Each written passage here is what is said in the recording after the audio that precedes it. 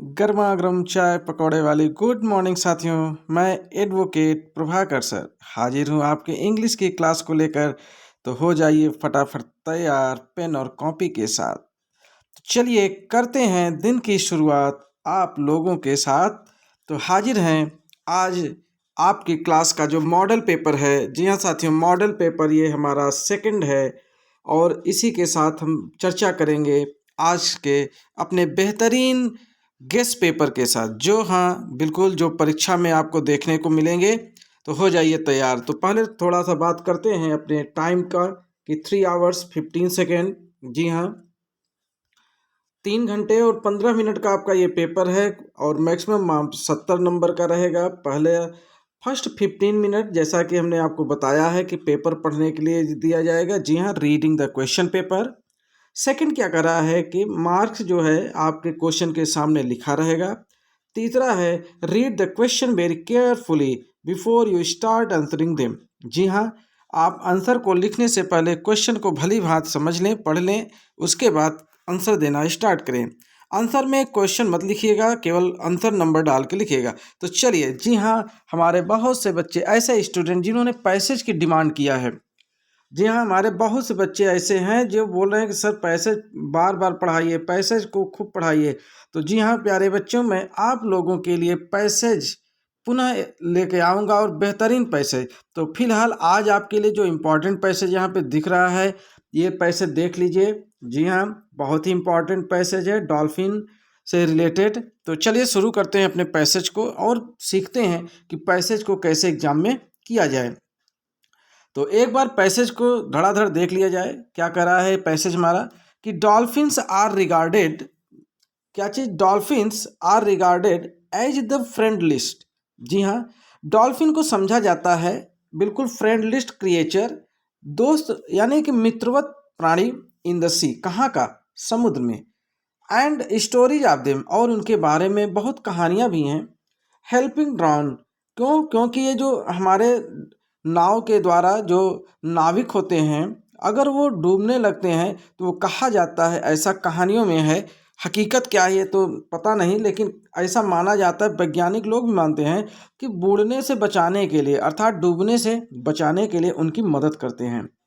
Have been common since Roman times, ऐसा कब से देखा जा रहा है, काफ़ी समय पहले से, रोमन समय से ही। जी हाँ, तो the more we learn about dolphins, तो हम लोगों को डॉल्फिन के बारे में और अधिक सीखना चाहिए, हम लोग सीखते भी हैं।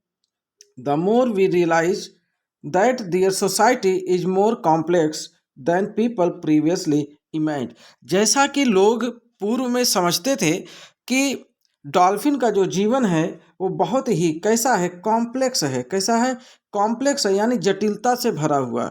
जैसे मनुष्यों का जीवन जटिलता से भरा हुआ है, उसी प्रकार डॉल्फिन का भी जीवन जो है जटिलता से भरा है। क्यों, क्योंकि they look after the dolphin, क्योंकि वे लुक आफ्टर, देखिए यहाँ पे लुक आफ्टर अच्छी मीनिंग है, मीनिंग तो नोट करते जाइएगा। लुक आफ्टर का मतलब होता है साथियों देखभाल करना। क्या होता है, देखभाल करना। जी हाँ, तो लुक आफ्टर वो देखभाल करते हैं किसका, दूसरे डॉल्फिन का। अर्थात जैसे मनुष्य देखिए, अगर आपके घर में कोई बीमार है तो दूसरे लोग उनकी क्या करते हैं, देखभाल करते हैं, सेवा करते हैं। वैसे डॉल्फिन में भी यही नेचर पाया जाता है कि अगर एक डॉल्फिन बीमार हो गई तो दूसरी डॉल्फिन उसकी सेवा करेगी। व्हेन दे आर इल, देखिए जब वे बीमार होते हैं। केयर फॉर प्रेग्नेंट मदर, और ऐसी डॉल्फिन जो प्रेग्नेंट हो जाती हैं, क्या हो जाती हैं, प्रेग्नेंट हो जाती हैं, तो उनकी भी सेवा ये लोग करते हैं। और क्या करते हैं, and protect the weakest in community, और उनके जो कम्युनिटी हैं, देखिए कम्युनिटी मीनिंग नोट कर लीजिए। कम्युनिटी माने क्या होता है, कम्युनिटी का मतलब होता है साथियों संप्रदाय। क्या होता है, संप्रदाय होता है। और इसी को आप समाज लिख सकते हैं कि समाज, अर्थात डॉल्फिन के जो संप्रदाय है, जो समाज है, उनमें जो वीकेस्ट होती हैं, क्या होती हैं, वीकेस्ट। अब ये देखिए कौन सी डिग्री है, ये हमारा है एचडी। जी हाँ, सुपरलेटिव डिग्री। और सुपरलेटिव डिग्री के पहले देखिए द का भी प्रयोग किया गया है, जो कि क्या है, आर्टिकल है। क्या है, आर्टिकल है। तो ये सारी चीज़ें आप नोट करते चलिए ठीक है। तो वीकेस्ट यानी जो सबसे कमज़ोर हुआ करती हैं उनकी ये लोग रक्षा करते हैं। जैसे कि एज वी डू, जैसा कि हम इंसान करते हैं, हम लोग भी तो अपने से गरीब, अपने से कमज़ोर लोगों की क्या करते हैं, मदद करते हैं। सम साइंटिस्ट, कुछ वैज्ञानिक, हैव सजेस्टेड, सलाह देते हैं क्या, कि the dolphins have a language, कि जो डॉल्फिन मछलियाँ होती हैं उनकी एक अपनी भाषा होती है।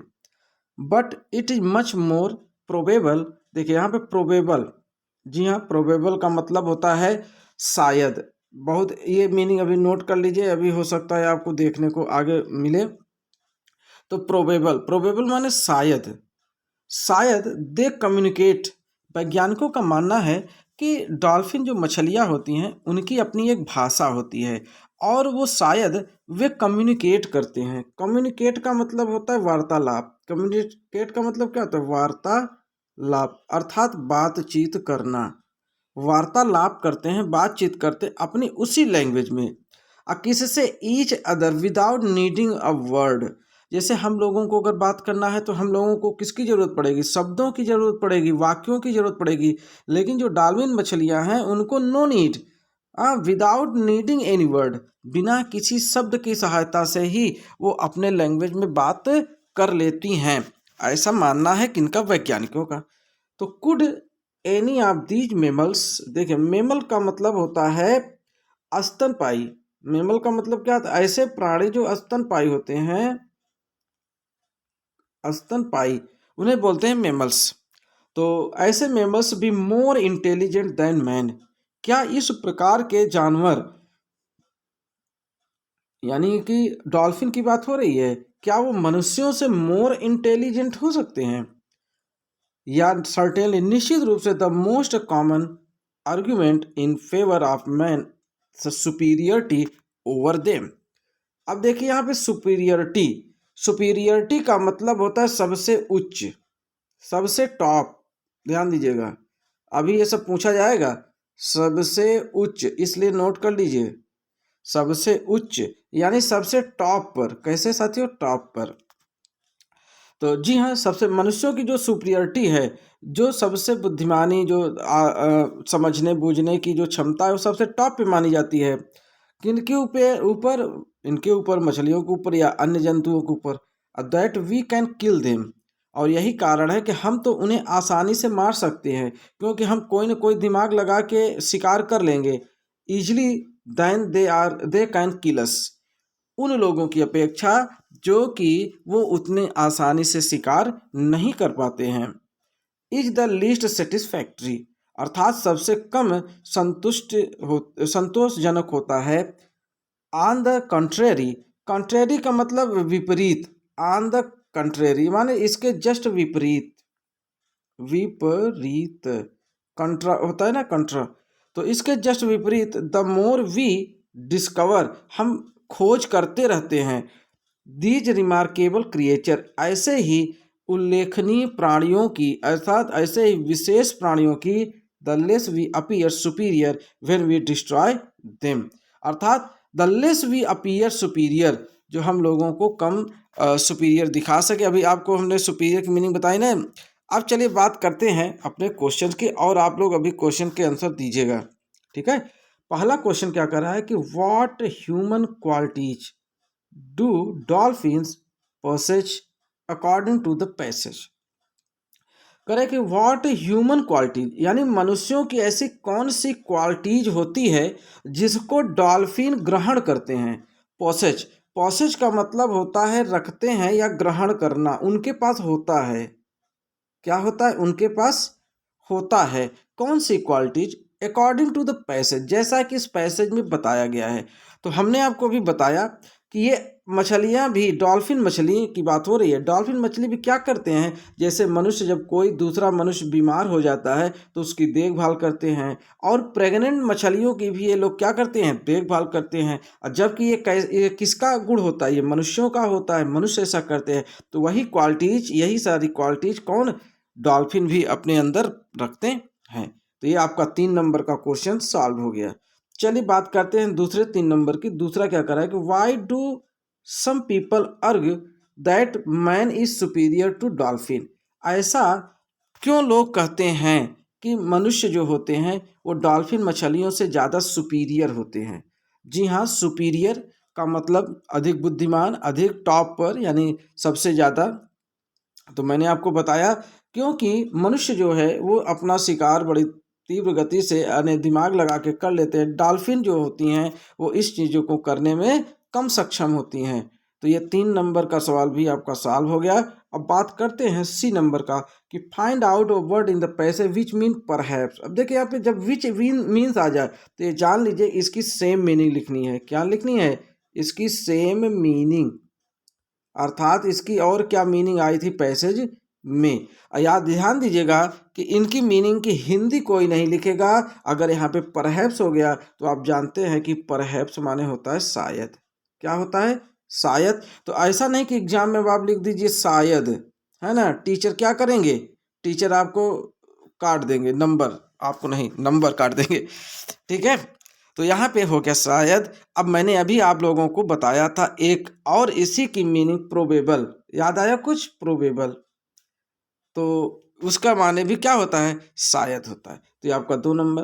फिर तीसरा देखिए, चौथा, find out a word passage which opposite. देखिए यहाँ पे जस्ट अपोजिट आ गया, किसका? इन्फीरियर का। हमने आपको बताया कि इन्फीरियर माने होता है निम्न होता है, घटिया होता है। तो इसका सेम मीनिंग, सॉरी, इसका अपोजिट क्या हो जाएगा? इन्फीरियर का। तो आपके क्वेश्चन में ही देखिए लिखा है सुपीरियर। तो इन्फीरियर का अपोजिट क्या हो जाएगा? सुपीरियर। एक तरफ है निम्न घटिया और एक तरफ है सबसे टॉप सबसे बढ़िया, है ना। तो इस प्रकार से आपका ये पैसेज कंप्लीट होता है माय डियर। पैसेज एकदम फ्री का नंबर दिलाता है, अगर आपको बस करना आना चाहिए। अब चलिए हमारे मोस्ट इंपॉर्टेंट क्वेश्चन से करिए मुलाकात, बिल्कुल चाय और कॉफ़ी के साथ। तो चलिए, गर्मा गर्म चाय। Write a letter to your friend. जी हाँ, पत्र लिखिए। क्या करिए? इनवाइट, अरे रे, निमंत्रण भी दे दिए, पूरी सब्जी। किस लिए? On your birthday party. Oh, happy birthday to you, यानी कि आपका बर्थडे है और बर्थडे में आप क्या करेंगे? केक काटेंगे। जी हाँ, केक काटिए। चलिए भाई, happy birthday to you. Cake कट गया आपका। ठीक, अब आप बर्थडे पार्टी में किसको बुला रहे हैं? अपने दोस्त को बुला रहे हैं। और उसको, अपने दोस्त को क्या लिखेंगे? लेटर लिखेंगे। तो ये मोस्ट इम्पॉर्टेंट है, एग्जाम में आने वाला, तो इसको नोट कर लीजिए। या फिर अगर आप नहीं निमंत्रण देना चाह रहे हैं, नहीं खिलाना चाह रहे हैं केक कोक समोसा वमोसा, तो फिर प्रिंसिपल साहब को लिख दीजिए कि write an application to your principal for issuing transfer certificate. इसी को बोलते हैं टीसी। क्या बोलते हैं? टीसी। अर्थात आपके पिताजी कहीं बाहर, उनकी नौकरी लग गई है और वो फैमिली के साथ बाहर शिफ्ट हो रहे हैं, तो आप भी तो जाएंगे। तो जब आप जाएंगे तो अपने स्कूल के प्रिंसिपल से आप ले लीजिए ट्रांसफ़र सर्टिफिकेट। साथियों, ये 4 नंबर का आएगा, बिल्कुल आपको छोड़ना ही नहीं है। ये 2 में से एक तो निश्चित फंसना तय है। आप इसको कंप्लीट कर लीजिए, नोट कर लीजिए और याद कर लीजिए। ठीक है, चलिए अब हम बात करते हैं अपने नेक्स्ट क्वेश्चन। हमारा नेक्स्ट क्वेश्चन क्या कर रहा है कि 6 नंबर का है। ये 60 से 80 वर्ड जा रहा है। ए से, ये रिपोर्ट बोल दिया तो रिपोर्ट का मतलब होता है ए से। रिपोर्ट का मतलब, या आर्टिकल आएगा आपको देखने के लिए, आर्टिकल या ए से, ऐसे वर्ड मिले तो जान लो आपको ए से लिखना है। किस पे लिखना है? Republic day celebration in your school, यानी कि आपके स्कूल में रिपब्लिक डे मनाया जा रहा है। अब आप तो जानते हैं रिपब्लिक डे कब मनाया जाता है? 26 जनवरी। जी हाँ, 26 जनवरी को मनाया जाता है। ठीक है, तो अभी तो मनाया भी नहीं गया है, मनाने जाने वाला है 26 जनवरी। तो देख लीजिए कैसे मनाया जा रहा है, उसको बस अपने शब्दों में लिख दीजिए। और आपको हेडिंग क्या डालना हो, ध्यान दीजिए। School decoration. ये जब हेडिंग दे देगा तो जान लीजिए आपको हेडिंग डाल के तभी लिखना है। Flag hoisting ceremony, cultural programme, speech by principal and other, sweet distribution. हाँ, मिठाई वाला जरूर लिखिएगा कि जलेबी बांटी गई कि लड्डू बांटा गया, इसको तो जरूर लिखना है। कै ठो आपको मिला, ये भी लिखिएगा। अच्छा, चलिए भाई, एक आध ठो हमको पहुंचवा दीजिए। राइट एन आर्टिकल, ये देखिए आर्टिकल आ गया ना, तो इसका मतलब भी क्या लिखना है आपको? ए से। क्या लिखना है? ए से। तो राइट एन आर्टिकल आप किस पे लिखना है? Importance of morning walk. वाह भाई वाह, वाह भाई वाह, मॉर्निंग वॉक पे लिखना है ए से। तो ये भी देखिए, अब आपको हेडिंग यहाँ पे मिल गया, मॉर्निंग वॉक एकदम इम्पॉर्टेंट है। पहले लिखिए परिचय, फिर ताज़ी ताज़ी हवा, फिर keeps active and happy all day, good for studies, और कंक्लूजन लास्ट में। ये सब हेडिंग डाल के बाकी हमने जो नोट करवाया है, लिखवाया है, उसको नोट कर लीजिए। ठीक है, तो इस प्रकार से आपका ए से भी कंप्लीट होता है। साथ ही ये 6 नंबर का आएगा, आप नोट। अब चलिए बात करते हैं अपने ग्रामर पोर्शन की, सी ग्रामर। अब देखिए सब एक एक नंबर के हैं, ये 5 नंबर के हैं। करेक्ट ऑप्शन, जी हाँ, टिक लगाना है आपको। लेकिन आप एग्जाम में क्या करेंगे, आंसर नंबर डाल के केवल आंसर लिखेंगे, नहीं कि ऑप्शन सहित लिखिए, समय को बर्बाद मत करिएगा। क्वेश्चन क्या करेंगे, the old man came to me, यानी कि एक बूढ़ा आदमी मेरे पास आया। तो अब यहाँ पे आपको कह रहा है कि आइडेंटिफाई, तो पहली बात तो आपको आइडेंटिफाई का मतलब समझना होगा। आइडेंटिफाई का मतलब पहचानिए, क्या? पहचानिए, पहचानिए। क्या पहचानना है? एडजेक्टिव को। किसको पहचानना है साथियों? एडजेक्टिव को पहचानना है। अब आप बताएं, क्या इसमें द एडजेक्टिव है, केम एडजेक्टिव है, या मैन एडजेक्टिव है, या ओल्ड एडजेक्टिव है? इसमें जो एडजेक्टिव है उसी को आपको टिक करना है। तो चलिए पहले करते हैं ऑपरेशन। द तो एडजेक्टिव नहीं होगा क्योंकि ये आर्टिकल है। क्या है साथियों? आर्टिकल है। तो ये द तो गया काम से। केम ये वर्ब है, केम क्या है? वर्ब है, ये भी गया काम से। मैन, मैन का है, नाउन है। कौन सा नाउन है? कॉमन नाउन है। कौन सा है? कॉमन नाउन है। तो मैन भी गया, खलास। बचा कौन? ओल्ड। जी हाँ, जो नाउन को क्वालिफाई करे। जी हाँ, तो नाउन को ही क्वालिफाई कर रहा है ओल्ड। ओल्ड माने बूढ़ा। आदमी था, आदमी तो नाउन हो गया, तो नाउन की विशेषता कौन बता रहा है? ओल्ड बता रहा है ना। आदमी था, कैसा आदमी था? ओल्ड आदमी था, यानी बूढ़ा आदमी था। कैसा था? बूढ़ा आदमी था। इसलिए यहाँ पे ओल्ड क्या हो जाएगा? एडजेक्टिव हो जाएगा। आपका option number D is the right answer. आपको मिलते हैं 1 नंबर। जी हाँ, चलिए बात करते हैं अपने नेक्स्ट क्वेश्चन की। दिलाएंगे आपको 5 में 5। बस इसी तरह आप हमारे साथ बने रहिए, चाय पीते रहिए, पकौड़ी भी खाते रहिए। न पकौड़ी मिले, जलेबी मंगा लीजिए 100-200 ग्राम। चलिए, he is a hard working man, वह एक कठिन मेहनत करने वाला आदमी है। इसमें आपको वर्ब ढूंढना है। देखिए यहाँ पे कह रहा है कि हार्ड वर्किंग मैन। क्या कर रहा है? Hard working man. तो यहाँ पे मैन तो आपको नाउन दिख रहा है, जो कि मैंने अभी ऊपर की क्लास में मैंने बताया, मैन ये तो नाउन है। तो जब ये नाउन है और नाउन की विशेषता बता रहा है हार्ड वर्किंग, तो यहाँ पे हार्ड और वर्किंग ये भी क्या हो गए आपके? ये सब एडजेक्टिव में जा रहे हैं। लेकिन पूछा क्या गया? वर्ब। माय डियर, इज जो है वो क्या है? वर्ब है। क्या है? वर्ब। जितने भी हेल्पिंग वर्ब होते हैं साथियों, ये सब वर्ब के ही कैटेगरी में आते हैं। तो इसलिए आपका इज द राइट आंसर। फिर बात करते हैं तीसरे क्वेश्चन की, the noun form of strong, यानी कि आपको स्ट्रांग से, STRONG, स्ट्रांग का मतलब होता है मजबूत। क्या होता है? मजबूत, है ना। कहते ना, you are a very strong boy, मजबूत। अब हमको स्ट्रांग से बनाना है नाउन। क्या वो करना है? नाउन। तो स्ट्रेंज होगा क्या? स्ट्रेंज तो मीनिंग ही बदल गया। स्ट्रेंज माने होता है अजीब, स्ट्रेंज माने अजीब। तो स्ट्रेंज तो होगा नहीं, है ना। स्ट्रेंज तो होगा नहीं।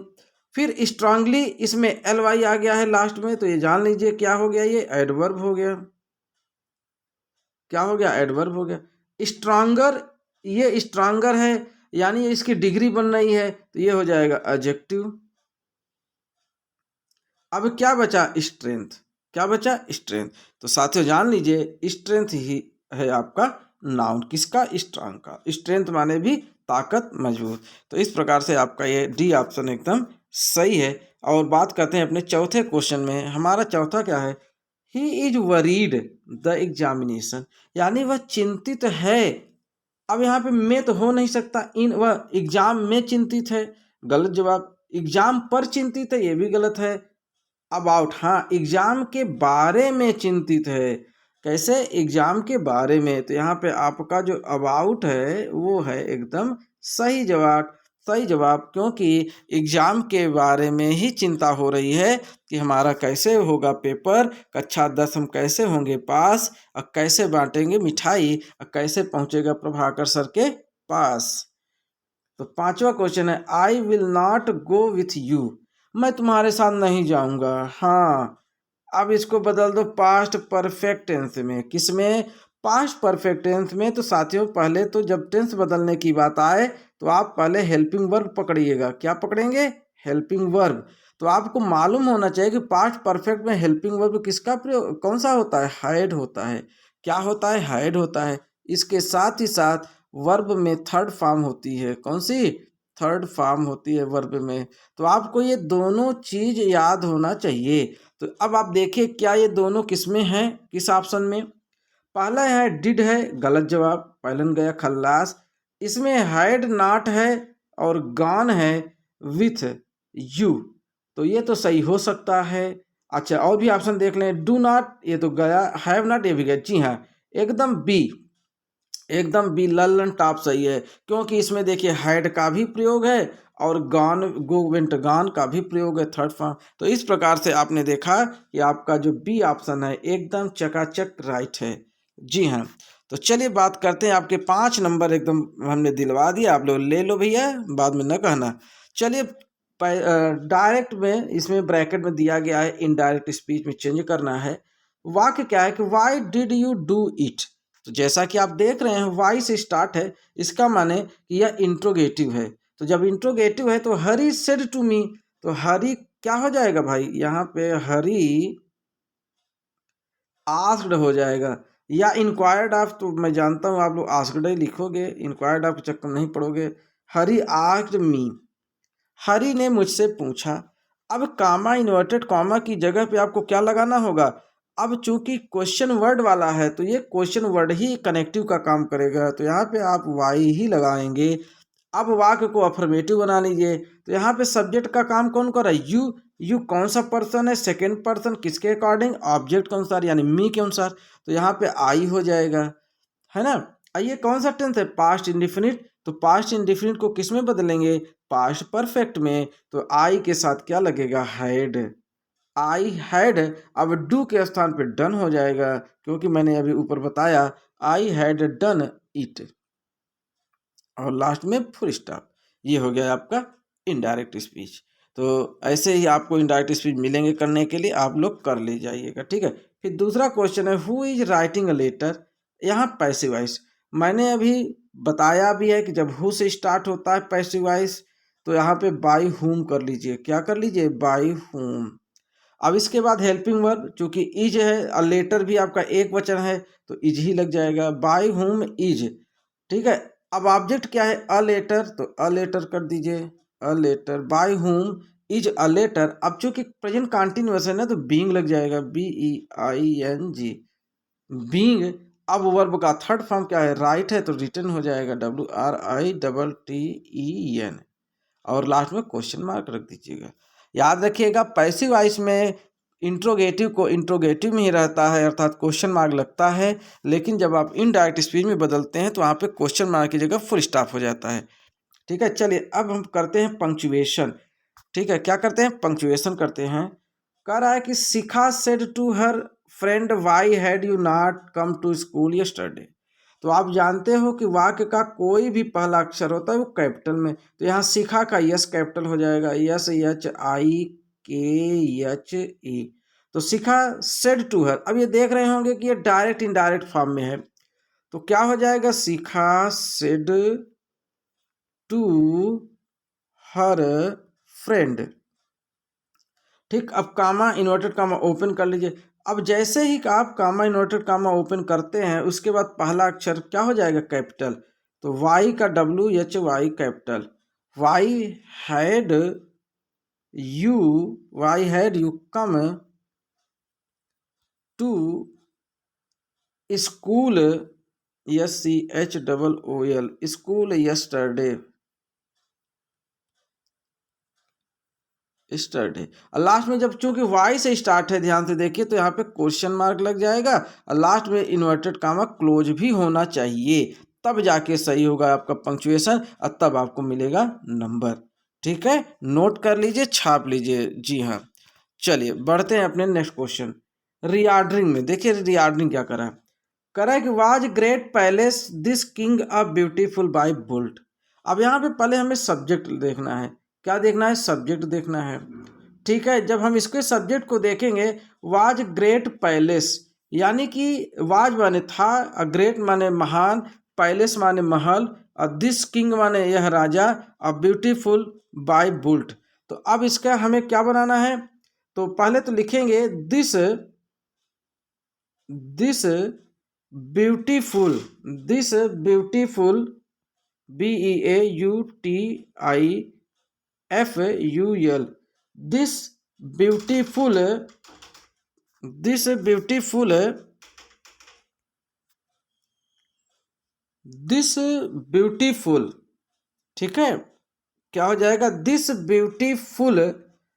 अब क्या है? Palace, this beautiful palace, this PALAC, this beautiful palace was, है ना, was built, BUILT, built by, देखिए पैसिव वॉइस में किया गया है ये, बुल्ट बाय, है ना। अब क्या बचा? अ ग्रेट किंग, हाँ, a great king, a great king, ये हो गया आपका punctuation. This beautiful palace was built by a great king, यानी कि यह जो है सुंदर महल एक महान राजा के द्वारा बनवाया गया था। इस प्रकार से आपने ये पंक्चुएशन भी कर दिया। ठीक है, नोट कर लीजिए भैया, नहीं तो आ जाएगा एग्जाम में तो क्या करोगे। अब complete the spelling the following word, ये आपको आना ही है। तो ये है ओबेडियंस, तो OBE ये तो दिया ही है। अब एक डैश है यानी डैश, तो यहाँ पे D हो जाएगा। फिर I है DI, फिर E हो जाएगा, फिर NCE, ओबेडियंस, है ना। योर ओबेडियंटली आप देखते हैं ना, आज्ञाकारी, तो यही चीज़ है आज्ञाकारी। तो ठंडी बहुत है भैया, आप लोग चाय वो पीते रहिए, मेरी चाय तो आ गई। अब थोड़ा सा जो है चाय का भी चुस्का हो जाए। चलिए भाई, आप लोग चाय पीते रहिए, नहीं तो ठंडी हो जाएगी। चलिए अब शुरू करते हैं क्वेश्चन नंबर 6 की। कह रहा है कि प्रकृति एक जीवित शक्ति, अनुवाद करना है, यह अपने शांत और सुंदर रूप में हमारे चारों ओर विद्यमान है। जब हम प्रकृति के नियम तोड़ते हैं, यह उग्र हो जाती है। प्रकृति का संरक्षण एवं सम्मान करना हमारा नैतिक दायित्व है। हमें प्रतिदिन कुछ समय प्रकृति के संपर्क में अवश्य बिताना चाहिए। बहुत अच्छी बात है, हमें प्रकृति के साथ जरूर रहना चाहिए। और इसमें देखिए साथियों, आपको अगर अनुवाद करना है तो आपको कुछ नियम को फॉलो करना पड़ेगा। पहली चीज तो आपको टेंस पहचानना आना चाहिए, आपको ये मालूम होना चाहिए किस टेंस का है। दूसरा चीज, आप पहचानिएगा सेंटेंस, आपको सेंटेंस पहचानना, क्योंकि हमने आपको पढ़ाया है सेंटेंस 4 प्रकार के, 1, 2, 3 और 4। हमने आपको ट्रांसलेशन में टेंस में चारों प्रकार के वाक्य भी पहचानना सिखा दिए हैं, ये आपको जरूर आना चाहिए। तीसरा है, आपको आना चाहिए रूल, कि किस वाक्य में कौन सा रूल लगेगा। ठीक है, ये अगर आपको आ रहा है तो आप अनुवाद को बहुत ही खूबसूरती से अनुवाद कर लेंगे। और इन सब का माय लॉर्ड, जी हाँ, इन सब का माय लॉर्ड है कौन? वर्ड मीनिंग, याद रखिएगा। अगर आपको वर्ड मीनिंग ही नहीं आ रही है, आपको सारी चीज़ें आ रही हैं, तो आप नहीं कर पाओगे अनुवाद, क्योंकि आप वर्ड मीनिंग में फंस जाओगे। तो इसलिए हम जितने भी वर्ड मीनिंग आपको कराते जा रहे हैं साथियों, वो सभी वर्ड मीनिंग करते चलिए, नहीं तो बहुत पछताएंगे। तो चलिए आगे बढ़ते हैं हम अपने लिटरेचर सेक्शन में। कह रहा है कि read the following passage and answer the question given below. Passage है, पैसेज को आपको पढ़ना होगा, और ये इस पैसेज को हमने कराया भी है। इस पैसेज को हमने कराया भी है, देख लीजिएगा, हमारा पैसेज वाला बिल्कुल यही पैसेज कराया गया है, जिससे कि आप लोग दिक्कत ना हो। With a satisfied expression, he regarded the field of ripe corn with its flowers, draped in a curtain of rain. But suddenly a strong wind began to blow, and along with the rain, very large hailstones began to fall. These truly did resemble new silver coins. The boys, exposing themselves to the rain, ran out to collect the frozen pulse. आपको हो गया होगा, ये Lencho वाला chapter है, याद आया? जब लेंचो अपने खेत की निगरानी कर रहा था तो वर्षा की बूंदों के साथ साथ क्या ओले भी पड़ने लगे थे ना, तो उसी का ये पैसेज है। और देख लीजिए पैसेज में क्वेश्चन बड़ा बेहतरीन पूछा है, दो दो नंबर का है, भी ध्यान दीजिए। पहला क्वेश्चन है कि what did begin to fall along with the rain. तो आप जानते हैं कि वर्षा की बूंदों के साथ क्या गिरने लगे थे? हेलस्टोन गिरने लगे थे। तो आपका तो यही आंसर हो जाएगा। लेकिन एक चीज ध्यान दीजिएगा कि आप लोग केवल एक वर्ड लिख देते हैं, एक वर्ड लिखने से आंसर नहीं बनता।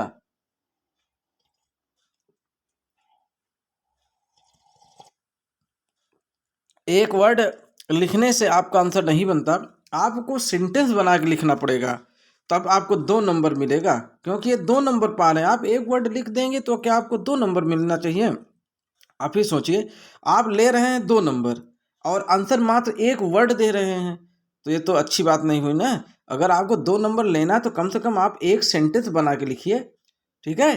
तो यहाँ पे अगर आपको आंसर बनाना है तो कैसे लिखेंगे? द हेल स्टोन्स, देखिए जहाँ वाट है, यहाँ पे द हेल स्टोन्स क्या कर देंगे? डिड भी हटा दीजिए, द हेल स्टोन्स। अब यहाँ जो बिगिन है यहाँ सेकंड फॉर्म कर दिए, बिगेन। अब फिर यही उतार दीजिए, to fall along with the rain. अब आपको 2 नंबर मिल जाएगा। इसको कर लीजिए नोट, क्योंकि ये बार बार आया है, पूछेगा।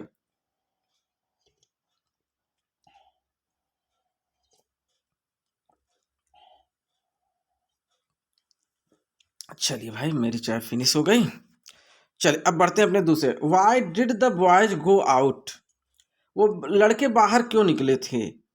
तो अब यहाँ पे देखिए, the boys exposing themselves to the rain ran out to collect the frozen pearls. एक तो ये हो गया, और दूसरी चीज क्या हो गया कि वो वर्षा की बूंदों को अपने बॉडी पर महसूस करने के लिए वो निकले थे बाहर, ठीक है? तो ये भी आपका क्वेश्चन हो गया। अब चलिए बात करते हैं अपने क्वेश्चन नंबर 8 की। ये कह रहा है कि आंसर 1, देखिए ध्यान से, पढ़ने से पहले ये जरूर देखिएगा कि 1 करने के लिए बोल रहा है कि 2 करने के लिए बोल रहा है, ठीक? तो आंसर 1, इसमें 2 दिया है, 1 करना है। और ये नंबर कितने का है? 4, अर्थात वर्ड कितना है बोला? 60, अर्थात ये कैसा क्वेश्चन है? ये लॉन्ग वाला है। तो अब आप लॉन्ग क्वेश्चन को लॉन्ग तरीके से लिखेंगे तो याद रखिएगा, कभी भी 60 वर्ड से कम ना हो, 60 वर्ड से कम नहीं होना चाहिए, क्योंकि आपको 4 नंबर लेना है। अगर आपका 60 वर्ड से कम हुआ तो आप जान लीजिएगा आपको केवल 1 या 2 नंबर में ही सिमटा दिया जाएगा। अगर आप अच्छे से लिखे हो तब पर भी याद रखिएगा, तो कम से कम आपका 60 वर्ड जरूर होना चाहिए। तो पहला क्वेश्चन है कि how did Mandela's hunger for freedom change his life, अर्थात मंडेला वाला चैप्टर है, ये आपको इम्पॉर्टेंट लगा लीजिए, क्वेश्चन याद भी कर लीजिएगा, इंपॉर्टेंट क्वेश्चन मैं लेके आया हूँ। फिर गिव अ करेक्टर, इसके जब एनी फ्रैंक, ये एनी डायरी वाला चैप्टर है, ये भी इंपॉर्टेंट है। तो करना तो 2 मतलब एक ही है, लेकिन आपको इंपॉर्टेंट बता, क्या पता ये वाला आ जाए वो नहीं आए, है ना? तो इसलिए आपको दोनों हम कराते चल रहे हैं। क्वेश्चन नंबर 9 क्या कर, अब इसमें देखिए 25 वर्ड बोल दिया, और नंबर यहाँ 2+2, अर्थात 2 क्वेश्चन करने हैं और एक क्वेश्चन 2 नंबर का है। यहाँ पे देखिए एनी 2 किया है। तो क्वेश्चन क्या कर रहा है कि describe any 2 tourist place of Coorg. जी हाँ, ये कुर्ग वाला चैप्टर है, ग्लिम्स ऑफ इंडिया, याद आया? जिसमें ग्लिम्स ऑफ इंडिया चैप्टर है, और उसी का ये है जिसमें कुर्ग के 2 टूरिस्ट प्लेस पूछ रहा है कि कोई 2 जहाँ पे यात्री ज़्यादा जाते हो देखने के लिए, वो प्लेस का नाम बताइए। फिर दूसरा कह रहा है कि where were the monthly accounts of the baker recorded, यानी ये भी चैप्टर वहीं का है जहाँ पे जब वो हॉकर वगैरह जो बनाते हैं और वो अपने डेली के जो इनकम होती है वो कहाँ लिखते हैं। तो मैंने आपको बताया है कि वो अपने दीवार पर, वॉल पर लिखते हैं, और कैसे? इन पेंसिल, यानी पेंसिल से लिखते हैं। किससे लिखते हैं? पेंसिल से। ये सारी चीज़ें रिकॉर्ड करते हैं, तो इसको याद कर लीजिएगा। Why did Valli want to ride on the bus? ये देखिए, madam rides the bus chapter याद आया, उसी का है, जिसमें वल्ली एक मेन कैरेक्टर है, एक लड़की है जिसको कलेक्टर, टिकट कलेक्टर जो है बस कंडक्टर चिढ़ाता है, मैडम मैडम बोलता है ना, तो ये वल्ली वाला चैप्टर है। तो वो क्यों बस पे चढ़ना चाहती है, ये आपको लिखना है। चलिए बात करते हैं अपने क्वेश्चन नंबर 10 की। हमारा क्वेश्चन नंबर 10 क्या कर रहा है? लिस्ट ए और लिस्ट बी को मिलाइए। तो पहली बात तो देखिए, वेंडर, मीनिंग नोट करते चलिएगा। वेंडर, वेंडर माने होता है फेरी वाला, वेंडर माने फेरी वाला।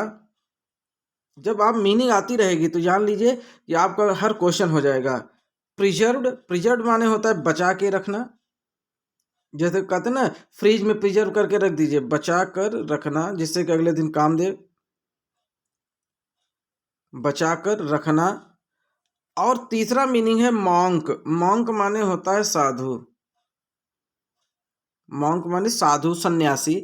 अब ये तीन मीनिंग आपको मिल गई, अब वही तीन मीनिंग आपको इसमें देखना है। तो अब आप देख लीजिए, सेज, सेज माने भी होता है साधु, मीनिंग नोट करते चलिए भैया। और हाकर, हाकर माने भी होता है फेरी वाला, जो गांव गांव में बेचता है ना, लोहा टीन प्लास्टिक से संतरा बदल ले, फेरी वाला, ये हो गया। ठीक है। ये तो भाई गांव में आता है। केप्ट सेफ्ट माने बचा कर रखना, बचा कर रखना, ये आपके सब मिल। अब देखिए सब मिल गई ना, तो अब आपको क्या करना है, इसको मिला देना है साथियों। तो जब आप एग्जाम में लिखिएगा तो एक दूसरे में ऐसे तीर घोंपी घोंपा मत करिएगा, मारो घोंपो ऐसे, ये न करिएगा। ठीक है, आपको क्या करना है, सामने टू सामने लिखना है। जैसे वेंडर माने फेरी वाला है, तो वेंडर के सामने, अब आपकी मीनिंग क्या है, हॉकर, तो वेंडर के सामने यहाँ लिख दीजिएगा हॉकर। ठीक, जैसे ये प्रिजर्व है, तो प्रिजर्व का मतलब होता है केप्ट सेफ, तो इसके सामने केप्ट सेफ लिख दीजिएगा। मॉन्क माने साधु है, तो मॉन्क का यहाँ सेम मीनिंग क्या दिख रही है आपको, सेज, तो उसके सामने सेज लिखिएगा, ऐसे मिलाइएगा। ठीक है, तो ये आपके 3 नंबर कंप्लीट। चलिए आगे बढ़ते हैं क्वेश्चन नंबर 11 की। क्वेश्चन नंबर 11, ये देखिए, पोयम से पैसेज, पैसेज तो एकदम धुन दिया है। पैसेज आप समझ लीजिए, जिस बच्चे का पैसेज नहीं होगा, ये आप समझ लीजिए उसकी पेपर चौपट, क्योंकि पैसेज आपको बहुत बेहतरीन नंबर दिला रहा है। ये देखिए, 2 2 4 नंबर। अब मैं आप लोगों को पैसेज इतना करा दिया हूँ और इतना तरीका बताया हूँ, जो लोग अगर पैसेज नहीं देखे होंगे वो बहुत पछताएंगे। 2 2 4 नंबर का है ये। कर रहा है कि the way a crow shook down on me the dust of snow from the hemlock tree. अब आपको याद आ गया होगा ये किस चैप्टर का है। जी हाँ, द डस्ट ऑफ स्नो। किसका है ये? द डस्ट ऑफ स्नो का है। किसका है? The dust of snow. और इसके कवि कौन है? जी हाँ बताइए, फ्रोस्ट साहब है। याद आया? फ्रोस्ट। ठीक है, फ्रोस्ट है ना। तो खैर ये पूछा भी नहीं है, लेकिन पूछ सकता है। और अगर राइमिंग वर्ड की बात किया जाए तो राइमिंग वर्ड अगर पूछ ले तो ये देखिए, क्रो है और ये स्नो है, ये मी है और ये ट्री है। तो ये राइमिंग वर्ड भी आपको आनी चाहिए, भूलिएगा नहीं। क्या पता राइमिंग वर्ड ही न पूछ ले। ठीक है ना, तो इसलिए आपको राइमिंग वर्ड भी आनी चाहिए। तो चलिए क्वेश्चन हम क्या देखते हैं। Where was the poet standing? Poet कहाँ खड़ा था? तो निश्चित रूप से आप जानते हैं कि पोएट कहाँ खड़ा था भाई, ये पेड़ था। और किसका पेड़ था भाई? हेमलॉक का पेड़। मैं नहीं जानता कैसे बनता है, इसे मैंने बना दिया। ये था हेमलॉक ट्री। कौन सा था? Hemlock tree. और हेमलॉक ट्री के नीचे ही पोएट बेचारा क्या कर रहा था? उदास था, दुखी था, आंसू बहा रहा था, है ना, आंसू बहा रहा था और यहीं पे खड़ा था। तो आपका एक आंसर हो जाएगा कि the poet was standing under the hemlock tree. ये आपका आंसर हो गया। तो आपको मिल गया खच्चे से 2 नंबर। चलिए पॉइंट आउट। ओहो माय गॉड, ये देखो देखो, राइमिंग वर्ड आ भी गया, माशाल्लाह। ये देखो राइमिंग वर्ड आ गया। तो अभी मैंने आपको बताया ना, ये क्रो का राइमिंग वर्ड क्या दिख रहा है आपको? स्नो दिख रहा है। क्या दिख रहा है? स्नो। और ये मी का राइमिंग वर्ड क्या दिख रहा है? ट्री दिख रहा है। तो याद रखिएगा, पोयम के आखिरी लाइन में ही, यानी आखिरी वर्ड ही होते हैं राइमिंग वर्ड, याद रखिएगा। ये बीच में यहाँ मत ढूंढने का प्रयास करिएगा, लास्ट में यही होते हैं राइमिंग वर्ड। जैसे हमने आपको बताया मिलता जुलता शब्द, जैसे मान लीजिए एक हो गया चिंटू, एक हो गया पिंटू, क्या हो गया, एक हो गया चिंटू, एक हो गया पिंटू। मान लीजिए एक हो गया कल्लू, एक हो गया मकल्लू, है ना। ये यही राइमिंग वर्ड होते हैं, तो आप इनको नोट कर लीजिए, ठीक है। चलिए आगे बढ़ते हैं। Right the central idea of the, अब यहाँ पे a tiger in the zoo the trees, इसमें से दो हैं, कोई एक सेंट्रल आइडिया लिख दीजिए, या फिर अथवा में दिया है, कभी कभी अथवा नहीं देगा, दोनों करने होंगे। आपको पोयम भी करनी होगी 4 लाइन, और आपको क्या करना होगा, सेंट्रल आइडिया, दोनों लिखना है। तो आप दोनों याद करके जाइए। तो यहाँ पे पोयम भी बोला है लेकिन अथवा में बोला है, तो कोई परेशानी की बात नहीं, आप दोनों याद करिए, चाहे जो आए आप छाप दीजिए। फिर क्वेश्चन नंबर 13 क्या कर रहा है, देखिए 25 वर्ड का बोल रहा है, इसके माने शॉर्ट टाइप है और ये 2 क्वेश्चन करने हैं। पहला क्वेश्चन है कि why is Mrs Pumphrey worried about Tricki. Tricki एक कुत्ते का नाम होता है जो कि मिसेज पंफ्री का होता है, और उसके हेल्थ के लिए वो क्यों इतना ज़्यादा चिंतित थी, क्योंकि वो इतना खा खा के मोटा हो गया था। उसके केक खिला रही थी, बियर पिला रही थी, क्रीम खिला रही थी, बहुत बढ़िया बढ़िया चीज़, तो मोटा तो हो ही जाएगा, चल नहीं पा रहा था, इसलिए मिसेज पंफ्री बड़ी चिंतित थी। दूसरा क्या है, what were the reason for Matilda unhappiness. अब मटिल्डा क्यों दुखी हो गई थी, है ना। तो मटिल्डा भाई पार्टी में नहीं जा पा रही, तो उसके पास गहने नहीं थे, तो इस कारण से दुखी थी। खैर आगे बढ़ते हैं। What was so strange about the furniture of Mrs hall.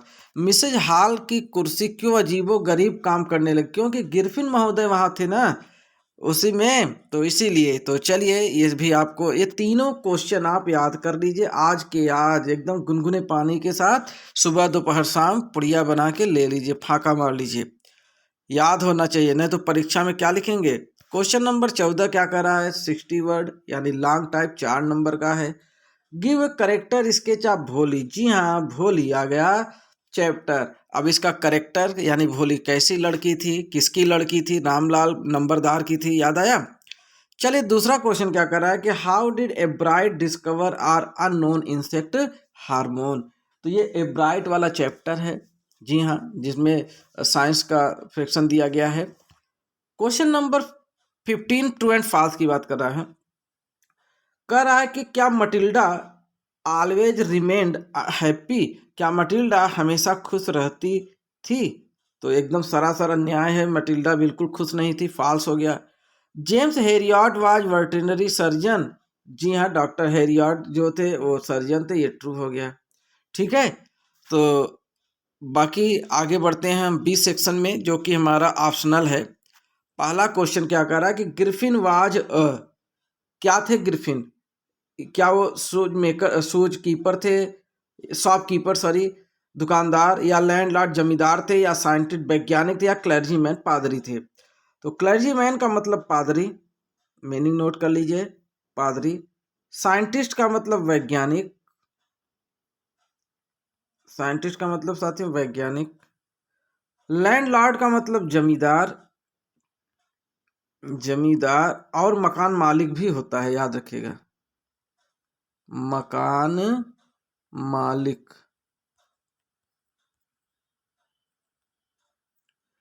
और शॉपकीपर माने दुकानदार, दुकानदार, ठीक ना, ये मीनिंग। अब आप बताइए इसमें से कौन सही है।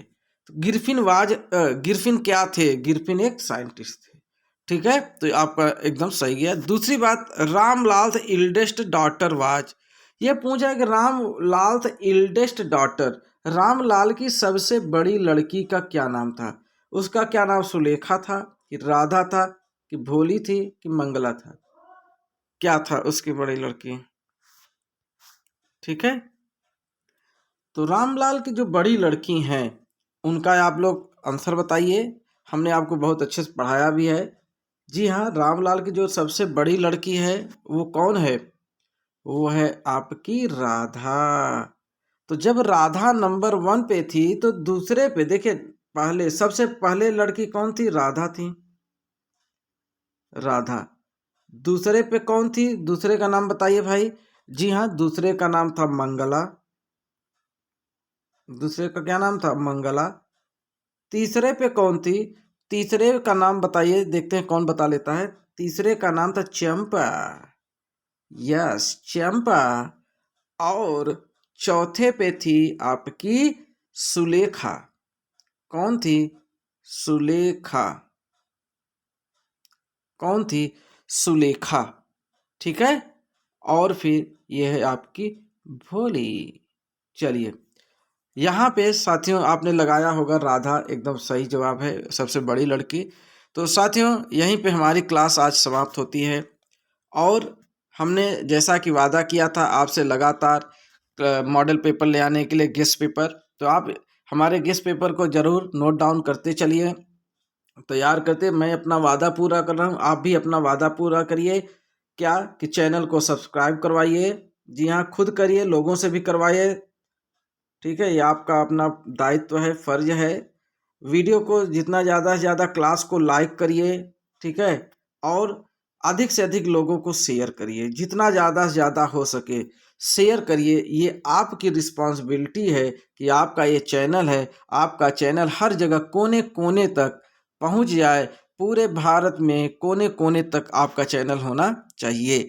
तो इसी शब्दों के साथ साथियों हम जो है आपसे अलविदा लेना चाहते हैं। ठीक है, तो चलिए साथियों, जोर से बोलिए, जय हिंद जय भारत।